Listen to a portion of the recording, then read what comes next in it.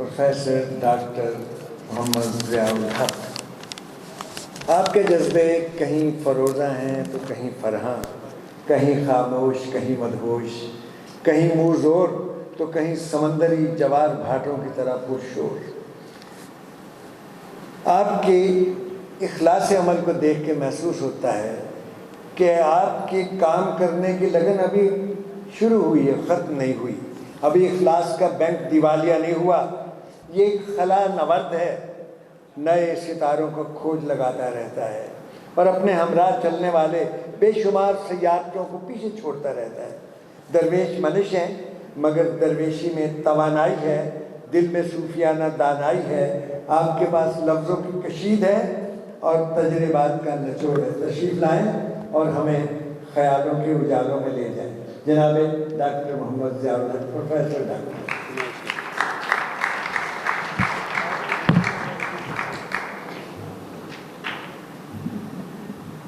بسم اللہ الرحمن الرحیم، الحمدللہ رب العالمین والصلاة والسلام علی خاتم النبیین۔ عزت مآب جناب افرا سیاب مہدی ہاشمی قریشی، سابق سفیر و سیکرٹری خارجہ اور آج کی اس تقریب کے صدر محفل، میرے بہت ہی عزیز دوست علامہ سید ضیاء اللہ شاہ بخاری صاحب، حضرت مولانا محمد شفیع قاسمی صاحب، ہمارے قابل فخر ساتھی پروفیسر حافظ محمد راشد سعید صاحب، آج کے اس پروگرام کی میزبان اور روح رواں محترمہ منیبہ خاور شہزاد، کوارڈینیٹر دختران پاکستان پنجاب، محترم جناب احمد خاور شہزاد صاحب، پیغام پاکستان پیس ایوارڈ 2019 کے ہولڈر، میرے قابل فخر ساتھی پروفیسر ڈاکٹر محمد ریاض محمود، جناب ڈاکٹر رستم خان صاحب، میرے دوست اور میرے مینٹر بھی ہیں، وہ ساہیوال کی قابل فخر شخصیت جناب انوار الحق رامے صاحب یہاں پر تشریف فرما ہیں، اور لاسٹ بٹ ناٹ لیسٹ میرے استاد پروفیسر ارجمند قریشی صاحب۔ معزز خواتین و حضرات، عزیز طلباء و طالبات، میں ساہیوال کو مبارکباد پیش کرنا چاہتا ہوں کہ پیغام پاکستان کے حوالے سے ساہیوال مسلسل سرگرمیوں کا مرکز ہے، اور اس کا کریڈٹ جناب احمد خاور شہزاد اور محترمہ منیبہ خاور شہزاد صاحبہ کو جاتا ہے۔ آپ نے کانفرنس کا موضوع دیکھا کہ سیرت رسول صلی اللہ علیہ وسلم کی روشنی میں پیس بلڈنگ، کہ کیسے اپنے معاشرے میں امن قائم کر کے ہم پاکستان کو ترقی دے سکتے ہیں، خوشحالی دے سکتے ہیں۔ رسول اللہ صلی اللہ علیہ وسلم کی ذات کا ذکر کرنا ہو، آپ کے خصائص کو بیان کرنا ہو، آپ صلی اللہ علیہ وسلم کی سیرت طیبہ کو سننا ہو، آپ کے صحابہ کی باتیں سننی ہوں، مکے اور مدینے کا ذکر ہو، تو ہم صدیوں کا سفر لمحوں میں طے کرتے ہیں، اور ہم پھر یہ جان لیتے ہیں کہ خورشید تیری راہ میں بھٹکتا ہوا جگنو، مہتاب تیرا ریزہ نقش کف پا ہے، واللیل تیرے سایہ گیسو کو تراشا، والعصر تیری نیم نگاہی کی ادا ہے، لمحوں میں سمٹ کر بھی تیرا درد ہے تازہ، صدیوں میں بکھر کر بھی تیرا عشق نیا ہے۔ یہی وہ جذبہ ہے جو ہر شخص، ہر فرد اور ہر انسان کے اندر آتا ہے جب وہ رسول اللہ صلی اللہ علیہ وسلم کی سیرت طیبہ کی کسی محفل میں شریک ہوتا ہے۔ تو یہ سعادت ہمارے ساتھ ہے۔ آج میں آپ کے سامنے یہ بات کرنا چاہتا ہوں کہ آخر وہ کیا مسئلہ ہے کہ وہ پاکستان جو اسلام کے نام پہ بنا، جس کو ہم ریپلیکا کہتے ہیں مدینے کی ریاست کا، وہ پاکستان زوال کے سفر سے باہر کیوں نہیں نکل رہا؟ جب پاکستان بنا تھا تو ایف سی کالج میں پروفیسر کینٹول اسمتھ پڑھاتے تھے، یہ کینیڈین تھے، اور بعد میں کینیڈا تشریف لے گئے. ان کا بہت بڑا کردار ہے نارتھ امریکہ میں انٹرفیتھ ہارمنی کو پروموٹ کرنے میں. اور انہوں نے کینیڈین چرچ کو اس پہ آمادہ کیا کہ کینیڈین چرچ میں 1961 سے پہلے یہ لکھا ہوا تھا کہ the salvation is possible only through Christianity. تو انہوں نے ان کی یہ اسٹیٹمنٹ جو ہے اس میں تبدیلی پیدا کروائی تھی. اسی طرح 1961 میں نوسٹرے ایٹیٹے یہ ایک ڈکلیریشن جاری کیا ویٹیکن نے. اس ڈکلیریشن کے مطابق پہلی مرتبہ پوری یعنی اسلام اور کرسچینٹی کی تاریخ میں پہلے مرتبہ اسلام کو کرسچینٹی نے فارملی ایک لیجیٹیمیٹ ریلیجن کے طور پہ ایکسیپٹ کیا. تو وہ ایکسیپٹنس میں بھی پروفیسر کیتھول سمتھ کا کردار تھا. جب پاکستان بنا تو انہوں نے ایک چھوٹی سی کتاب لکھی اور کتاب کا موضوع تھا نظریہ پاکستان، آئیڈیالوجی آف پاکستان. میں جس انسٹیٹیوٹ کو ہیڈ کرتا ہوں اس انسٹیٹیوٹ نے اس کتاب کو 1960s میں اردو میں ترجمہ کے شائع بھی کیا. اس کتاب میں یہ لکھتے ہیں کہ پاکستان کا قیام is actually the demonstration of Islam in the contemporary human society. اور پھر انہوں نے مزید لکھا کہ the success of Pakistan will demonstrate that Islam is a successful way of life. اور پھر آخر میں انہوں نے کنکلوڈ کیا کہ اگر پاکستان کامیاب نہیں ہوتا تو اس کا مطلب یہ لیا جائے گا کہ اسلام ایک وائبل وے آف لائف نہیں ہے فار دا ماڈرن ہیومینٹی. اب دیکھیں پاکستان کا جو سفر ہے قیام پاکستان کے پہلے سے لے کے قیام پاکستان کے بعد تک کا جو سفر ہے اس میں ہمارے ساتھ یعنی چیلنجز تو بہت رہے اور ان چیلنجز کی وجہ سے ہمیں مشکلات بھی رہیں. لیکن پاکستان نے سب سے پہلے تو اپنے آپ کو بطور ایک ریاست اپنا وجود قائم کر لیا. اور جب پاکستان بطور ریاست قائم ہو گیا اور اس کے بعد پاکستان نے اپنے آپ کو اسٹیبلش کر لیا تو پھر پاکستان نے چیلنجز کے باوجود ترقی کا سفر شروع کیا. انڈیا نے کانسٹیٹیوشن جلدی بنا لیا، ہم نے 1956 میں بنا لیا. ہماری 1961 کی جنگ ہوئی، 71 کی وار ہوئی.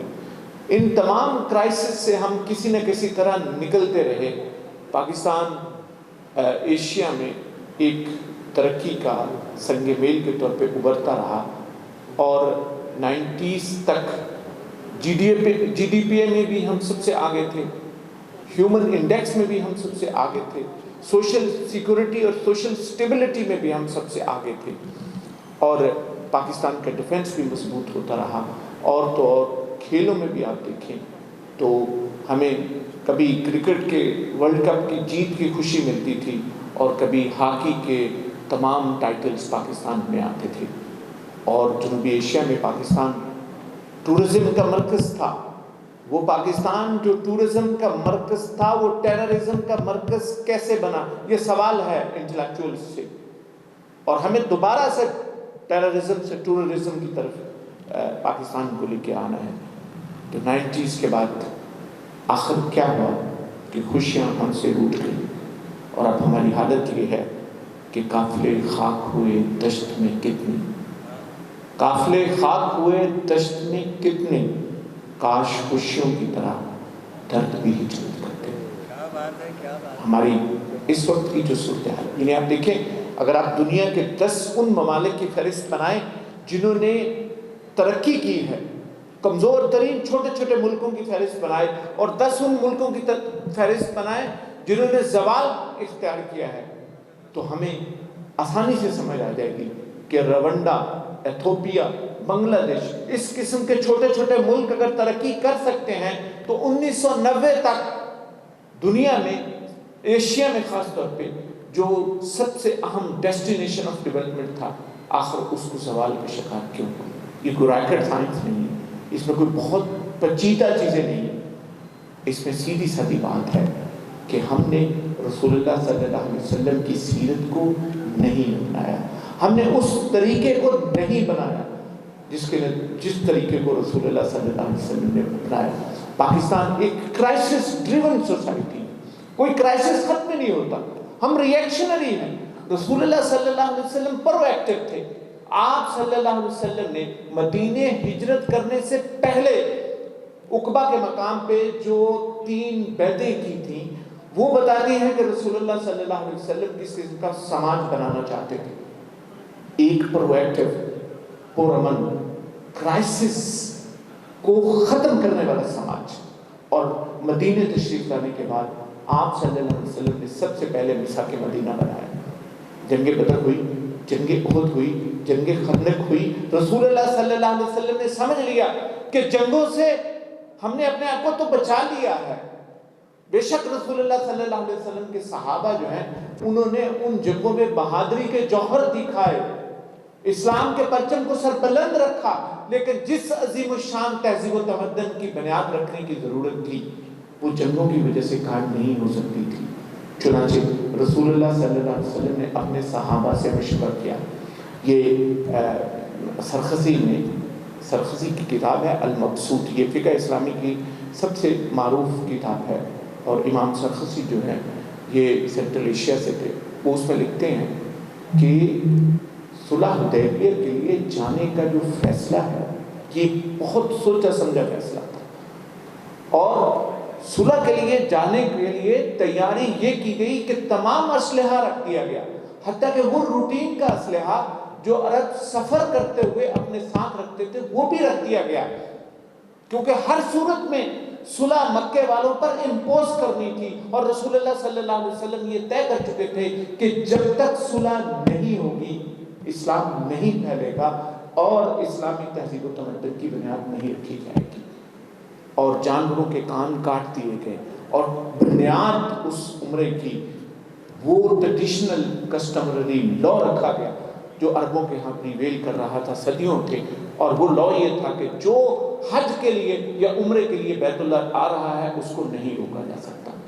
چنانچہ رسول اللہ صلی اللہ علیہ وسلم حدیبیہ کے مقام پر پہنچتے ہیں اور وہاں پر صلح حدیبیہ ہوتی ہے.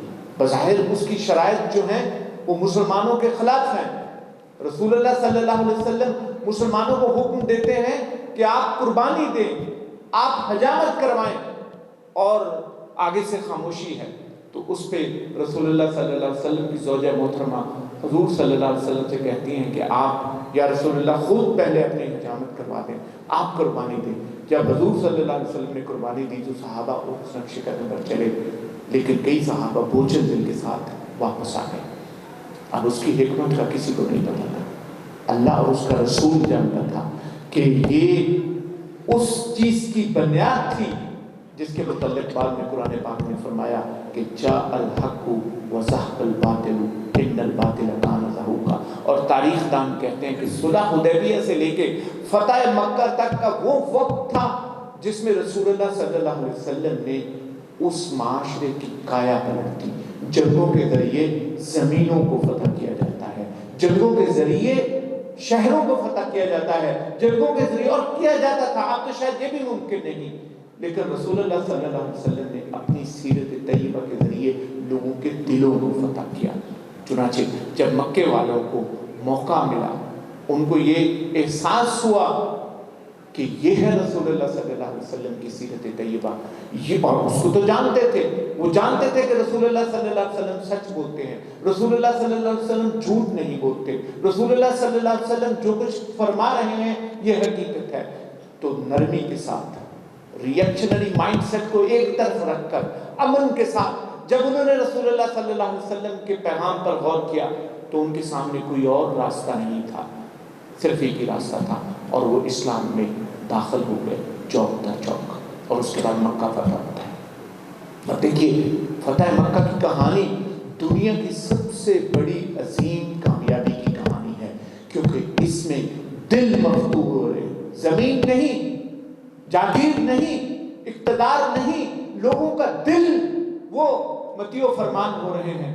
ہندا کا واقعہ دیکھیے، ان لوگوں کے واقعات دیکھیے جنہوں نے مسلمانوں کے خلاف سازشیں کی تھی، جنہوں نے مسلمانوں کو تکلیفیں دی تھی.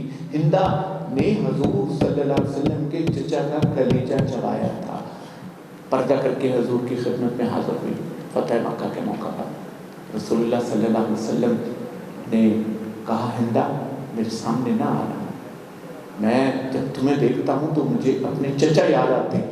لیکن ساتھ ہی رحمت اللہ العالمین نے فرمایا کہ جو ہندا کے گھر میں جائے گا اس کو بھی امان ہے. ہر ایک کو ایمان تھی. ایسے لوگ تھے جن کے بڑے بڑے جرائم تھے، وہ حضرت علی رضی اللہ تعالیٰ عنہ کے پاس، حضرت عمر رضی اللہ تعالیٰ عنہ کے پاس، حضرت ابو بکر صدیق رضی اللہ تعالیٰ عنہ کے پاس آتے تھے، حاضر ہوتے تھے اور پوچھتے تھے کہ کیسے معافی مانگے. تو انہوں نے کہا ڈرتے کیوں، جاؤ رحمت کا دریا بہہ رہا ہے، معافی مانگو گے تو رحمت مل جائے گی، اور وہی رحمت سب کو مل گئی. آج انٹالرنس کی جو ڈیمانسٹریشن ہمارے معاشرے میں ہے، کیا رسول اللہ صلی اللہ علیہ وسلم کی سیرت سے اس کا کوئی تعلق ہے؟ رسول اللہ صلی اللہ علیہ وسلم نے سیرت طیبہ کے ذریعے لوگوں کے دلوں کو فتح کیا اور عظیم الشان اسلامی تہذیب کی بنیاد رکھی. اور اس کے مقابلے میں آج جب ہم اپنے ملک کو دیکھتے ہیں، اپنے معاشرے کو دیکھتے ہیں، ہماری تو زمینیں زرخیز ہیں، ہمارے پاس تو پانی ہے، ہمارے پاس تو سارے موسم ہیں، ہمارے پاس تو نہریں ہیں، ہمارے پاس تو دریا ہے، ہمارے پاس تو سورج ہے، تو پھر ہماری زمینیں بنجر کیوں ہو گئی؟ اگر ریگستان ہو، بے آباد زمین ہو، اس کے اندر ہم جب فصلیں بوئیں گے تو وہ فصل تو بے آباد ہوگی، لیکن ہمارے کھیتوں کو کیا ہو گیا، ہمارے دریاؤں کو کیا ہو گیا، ہمارے کسانوں کے ہاتھوں سے جو رزق نکلتا تھا اس کو کس کی نظر لگ گئی؟ ہمارے کھلیان، ہمارے جو پہاڑ ہیں اور ہمارے دریا ہیں، ان کو کیا ہو گیا، اور پاکستانی قوم کو کیا ہو گیا؟ یہ سوچنے کا سوال ہے. اس سوال کا جواب صرف ایک ہے کہ ہم نے اپنے گھر کو تباہ کیا، اپنے اندر لڑائیاں ڈال دی، ہم نے پوری قوم کو ریئیکشنری بنا دیا. اس ریئیکشنری قوم کے سامنے لڑنے، مرنے اور جھگڑنے کے سوا کچھ اور باقی نہ رہا، اور نتیجہ وہ ہوا جو اب ہے کہ اجاڑ موسم میں ریت دھرتی پہ فصل بوئی تھی چاندنی کی. اجاڑ موسم میں ریت دھرتی پہ فصل بوئی تھی چاندنی کی، اب اس میں اگنے لگے اندھیرے. تو کیسا جی میں ملال رکھنا، تم ایسا کرنا، کوئی جگنوں کو ستارہ سنبھال رکھنا، میرے اندھیروں کی فکر چھوڑو، تم اپنے گھر کا خیال رکھنا. پاکستان سے